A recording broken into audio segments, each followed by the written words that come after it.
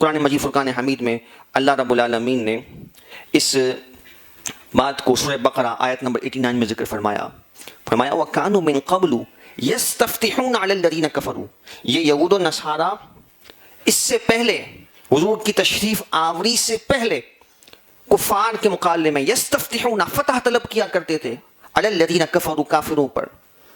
اور جب نبی پاک علیہ الصلوۃ والسلام تشریف لے آئے تو اب وہ قوم کے جنہیں نبی پاک علیہ الصلوۃ والسلام کی تشریف آوری کا اتنی شدت سے انتظار ہو کہ وہ حضور علیہ الصلوۃ والسلام کے نام لے لے کر دعائیں کرتے ہوں، کفار کے مقابلے میں اللہ کی بارگاہ سے فتح طلب کرتے ہوں، اتنا انتظار میں تھے، حضور کے نام سے دعائیں کر رہے ہیں.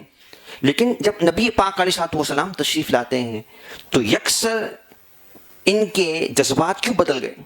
اس کی دو وجوہات مفسرین اور محققین بیان فرماتے ہیں کہ ایک وجہ تو بغض ہے، اور بغض کہاں سے پیدا ہوا، حسد کہاں سے پیدا ہوا؟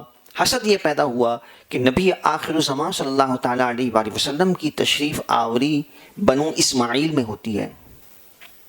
بنو اسماعیل سے مراد یہ ہے کہ حضرت ابراہیم علیہ الصلوۃ والسلام کے دو بیٹے ہیں، حضرت اسماعیل اور حضرت اسحاق.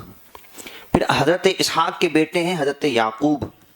پھر حضرت یعقوب کے 12 بیٹے ہیں جن میں جناب یوسف علیہ السلام بھی شامل ہیں.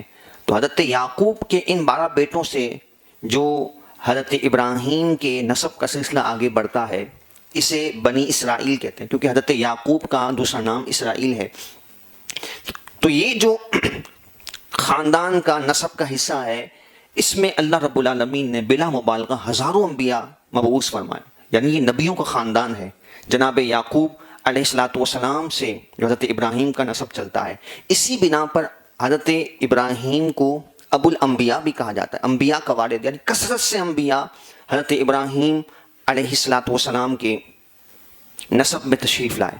تو حضرت ابراہیم کے بیٹے حضرت اسحاق یہ خود بھی نبی ہیں، پھر آپ کے بیٹے حضرت یعقوب یہ بھی نبی ہیں، پھر حضرت یعقوب کے بیٹوں میں بھی بہت سے انبیاء تشریف لائے، خود جناب یوسف علیہ الصلوۃ والسلام بھی نبی ہیں. اور پھر اس خاندان میں آگے جناب عیسیٰ علیہ الصلوۃ والسلام تک جتنے بھی انبیاء آئے، حضرت ابراہیم اور حضرت عیسیٰ علیہ الصلوۃ والسلام تک جتنے بھی انبیاء تشریف لائے وہ اس خاندان سے آئے، حضرت یعقوب کی اولاد سے، حضرت اسحاق کی اولاد سے.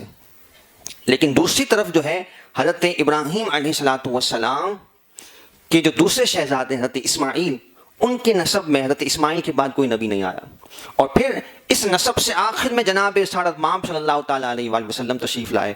اور اس میں مورخین نے اور سیرت نگاروں نے بڑا پیارا پہلو بیان کیا ہے. فرمایا کہ یہ حضور علیہ الصلوۃ والسلام کو اللہ رب العالمین نے در یتیم فرمایا، انوکھا موتی، کہ حضور علیہ الصلوۃ والسلام کے نسب میں آپ اتنے نرالے ہیں کہ اس نسب سے آپ تنہا تشریف لائے. اور اللہ رب العالمین نے حضرت اسماعیل کے نسب کو نبی پاک علیہ الصلوۃ والسلام کی تشریف آوری سے گویا کہ روشن و منور فرمایا. یہ خاندان ویسے ہی بڑا نرالا ہے، بڑا پاکیزہ ہے، یہ ایک خاص اعزاز تھا جناب اسماعیل علیہ الصلوۃ والسلام کے لیے. لیکن یکسر جو یہ ماحول بدلا اس کی بنیاد بغض اور حسد تھا کہ یہ نبی آخر الزمان کا اتنا بڑا ٹائٹل، اتنا بڑا اعزاز یہ ہمارے نسب کو کیوں نہیں ملا، ہمارے خاندان کو کیوں نہیں ملا. تو یہ حسبی نسبی تعصب یہ اتنی بری چیز ہے کہ اتنے عظیم اعزاز سے ان کو محروم کر گئی اور ایمان سے وہ محروم ہو گئے. اور دوسری وجہ محققین و مورخین نے بیان کی، فرمایا دوسری وجہ جو ہے وہ لالچ ہے، دنیا کی محبت ہے. ان کو یہ محسوس ہوا جو اس زمانے میں، جو حضور کے زمانے میں جو یہودی اور نصرانی تھے کہ جو بڑے بڑے عہدوں پر منصبوں پر فائز تھے، ان کو یہ لگا کہ جب نبی پاک علیہ الصلوۃ والسلام آ گئے تو پھر ہمیں کوئی پوچھے گا، ہمیں کیا لوگوں سے جو مراعات ملتی ہیں، جو فیسلٹیز مل رہی ہیں، لوگ ہماری اتنی عزت کرتے ہیں اہل کتاب ہونے کی وجہ سے یا اہل کتاب کا عالم ہونے کی وجہ سے، تو وہ پھر سارے ہمارے منصب ختم ہو جائیں گے، ساری سہولیات اعزازات ختم ہو جائیں گے. حالانکہ اسلام کی تو یہ شان ہے کہ اسلام حضرت بلال حبشی جو حبشہ سے تشریف لاتے ہیں انہیں کعبے کی چھت پر چڑھا دیتا ہے. اسلام تو اعزاز بلند کرتا ہے، اسلام کبھی بھی پستی نہیں کرتا، اسلام تو ہمیشہ اور عزتوں میں اضافہ کرتا ہے. لیکن اس بات کو وہ نہ سمجھ سکے اور ایمان جیسی عظیم نعمت سے محروم ہوئے.